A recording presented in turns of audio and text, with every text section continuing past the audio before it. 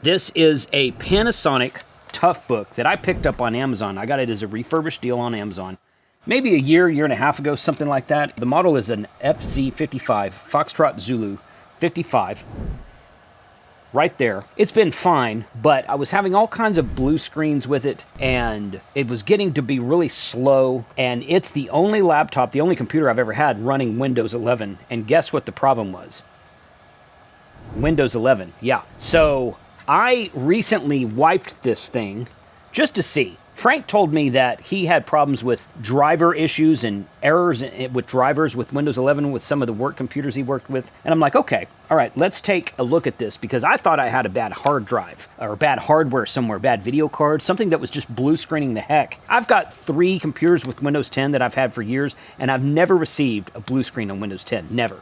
Never received a blue screen. My main computer upstairs that I do all my QuickBooks and answer most of my emails on, my main admin computer, it's slowed way down. I need to reload Windows with it, but even with all of the Windows slowdowns from being too old problems that every Windows box ever has, it's never blue screened on me. This thing would blue screen all the time almost immediately when I got it. I almost returned it. I'm glad I didn't now. Since Frank told me that there was known issues with drivers with Windows 11, I'm like, okay, I either need to wipe this thing and get rid of it, or I'm just going to try and experiment. So guess what? I loaded Mint Linux onto this laptop, and it is awesome. It is great. I've been running it for about 2, maybe 3 weeks at the time of this recording. The battery life is 2 to 3 times longer. I didn't change anything on the battery at all. It's 2 to 3 times longer on Linux than it was on Windows because of all the processes and the background issues that Windows runs that you don't see. And I've had no issues with this laptop since then. So I'm going to plug this into Zoom, bring up a screen share. We're going to show you guys what I'm using for ham radio and other things inside of my Mint Linux laptop. The sponsor of today's video is Ham Radio Prep. You can save a 20% discount off of everything they offer, all of their courses, with the coupon code of Jason20. All of their ham radio courses, their MCOM courses, their satellite courses, HF, Baofeng Basics, all of the ones. The reason today is sponsored by Ham Radio Prep is because I'm going to be showing you for the first time on this channel, I'm going to be showing you the standalone desktop version of the World Radio League software. Now, you can get a 10% discount off of that software with the coupon code of Jason10, but World Radio League is owned by Ham Radio Prep. It's all the same company. And I'm really looking forward to using this software on the next POTA outing that I go to, because guess what? This is totally standalone, totally off-grid, and works without an internet connection. So in case that wasn't clear. So here is Mint Linux. This is what we have right here. And, you know, I used to use Ubuntu a lot back in the day. Ubuntu 12 and 13 and 14 I used to use a lot. And as I understand it, Mint is like a light version of Ubuntu. It's not the same thing as Xubuntu, which is a version made for really old systems that don't have much processor power or memory. But it's fully functional, fully powered, Mint is. But it runs a little bit faster than what I remember Ubuntu running. But again, it's also been a few years since I've had a system with Ubuntu on it. So if we go right here, we can go to Software Manager. And I can go in here and update and install all the software that I want to install. I can search for it here. Here's my installed application. So far, I installed Bamboo Studio, Brave for browsing, and Discord. Okay, so that through the package manager. You can also install stuff through sudo apt in the terminal window, and I'm going to show you that here in a minute. In fact, I'm going to pull up the terminal window now, and we're going to go here, and we're going to say sudo apt update password.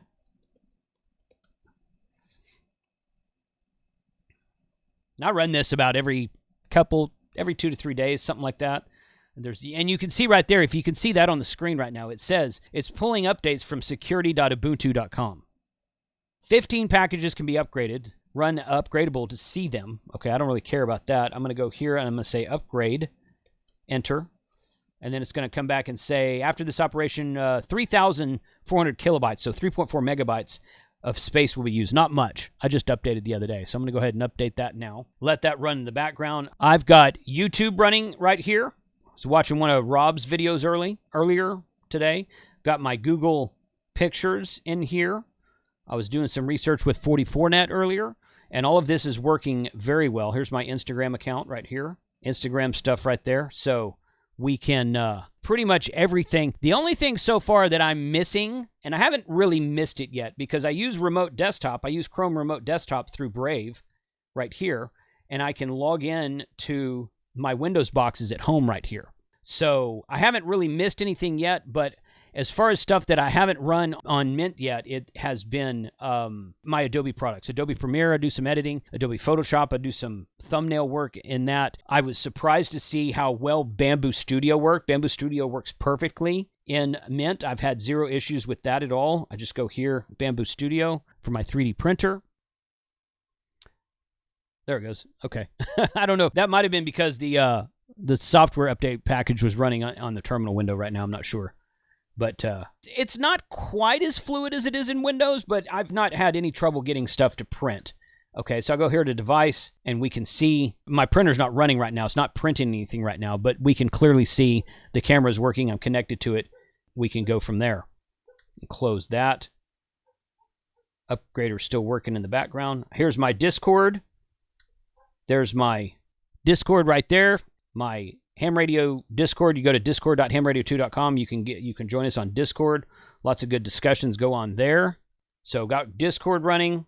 I have Zoom running. I'm connected. The way I'm sharing the screen right now is to connect Zoom, and Zoom doesn't share its own window, so you can't see it right now. But Zoom is running right here. You can see Zoom on the bottom taskbar right there. That I had to install Zoom through. I just Googled it. I was like, how to install Zoom on Debian, because it's Debian Ubuntu and Mint are Debian based. So I found on the Zoom website, I found commands to run on the terminal command line to install Zoom, and I did that, and I've had no problems there since then. It was not found in the software manager. So if I don't find something in the software manager, I'll just Google it and see if I can pull it down. So far, the only thing that I have found that is supposed to work that doesn't is Microsoft OneDrive, which is the cloud sharing application I use to share all my videos between all my computers. Raw videos, finished videos, whatnot. I send videos to my editor that way, so I haven't gotten that to work yet, but maybe soon. Here is World Radio League. World Radio League is a standalone. Now, if you can see down here in the bottom right corner, it says syncing.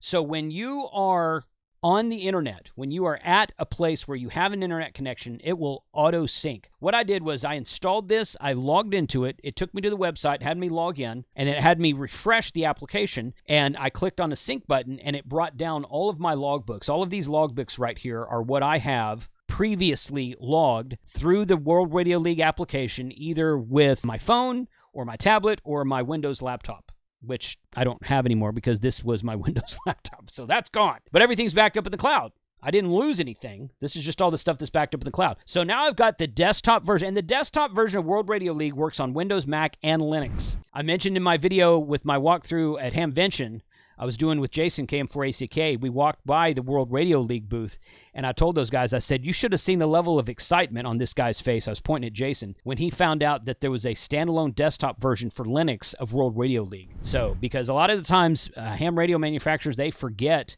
about Linux users. So it's just kind of how it is right now. So recording this video shortly before Field Day of 2026, so you can see that's why it's wanting me to enroll right there for that. But this is an auto-synced application. It says sync down here at the bottom right corner right now. I can go to Cloud Sync right there and pull up that. Sync now, refresh, last synced. It's on the screen there. And if I want to go out and be completely off-grid and not have an internet connection and create a logbook and do a POTA activation, I can do that. And then when I get back home or get back into my truck or get back somewhere that has an internet connection, open this application or bring it to the foreground, it will auto-sync itself, or I can go in here and manually sync it too, however you want to do, and it's working great. I have not used cat control with it yet. I know that's something they're working on. I'm not sure the status of it. It says cat control over here on the left. It says it's new. That's one of the last things they were adding to this application. So probably going to do a POTA activation here real soon and use this. I'm going to turn my internet off, turn my camera on, turn my internet off, and use it all off grid and do a POTA activation with it and show you guys how it works. But then I want to try to do some cat control stuff with it also. I know it'll sync with WSJTX.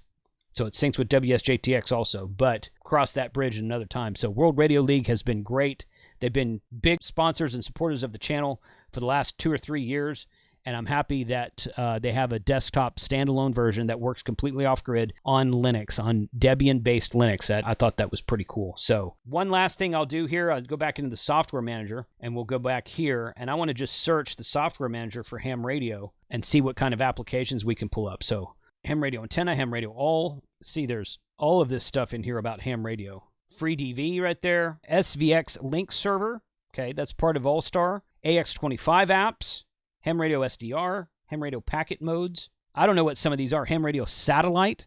Morse code right there. Main guide files. Okay, so who knows what this stuff is? Maybe I'll tinker with some of this stuff and do another video at a later time. I'm not going to do it today. But there's a lot of ham radio apps inside of this program, and I'm going to have fun kind of researching them and finding out what does what works where, and what kind of new stuff we can get. The other thing I'm looking at installing is either Yak, which is yet another APRS client, or the new Grey Wolf APRS client, all of which run on Linux, to run it as a Digipeater and or an iGate or just some sort of APRS client. Would really look forward to doing some sort of APRS with on HF. Tinkering around with that for a little bit. And also, I believe Pat WinLink is a Debian version of WinLink and not just a Raspberry Pi. I'll have to do some research on that too. But I'm going to do some WinLink, going to do some APRS, I'm going to do some programming. Chirp. Chirp works very well. I've got Chirp installed. I forgot to show you guys Chirp. Or no, you know what? I didn't install Chirp on this laptop. It was another laptop I was doing. I've been doing a bunch of experimenting lately. So I've got a new video upcoming with Chirp about programming radios with Chirp that you guys will see soon, but it's not ready yet. So we'll leave that for another day. Tell me what applications you think I should look at inside of Linux for ham radio, which you think would be beneficial to a ham radio operator, or even like social media, you know, YouTube channel, whatever, stuff like that. So tell me if you're using Mint Linux, tell me what you think about it, and tell me what applications you want to see displayed again on this channel, because I'm really, really enjoying this laptop now that I've got an operating system on it that actually works. So I'm not leaving Windows behind. I'm going to keep my Windows boxes for my desktop computers at home. They're going to run Windows 10 for as long as I can. When that becomes an impossibility at some point in the future, we'll have to reevaluate and see where we are from there. So put a comment in the video below. Thanks for watching today, guys. And if you like this video, check out these over here, because YouTube thinks you want to watch those next. 73, and we'll catch you next time.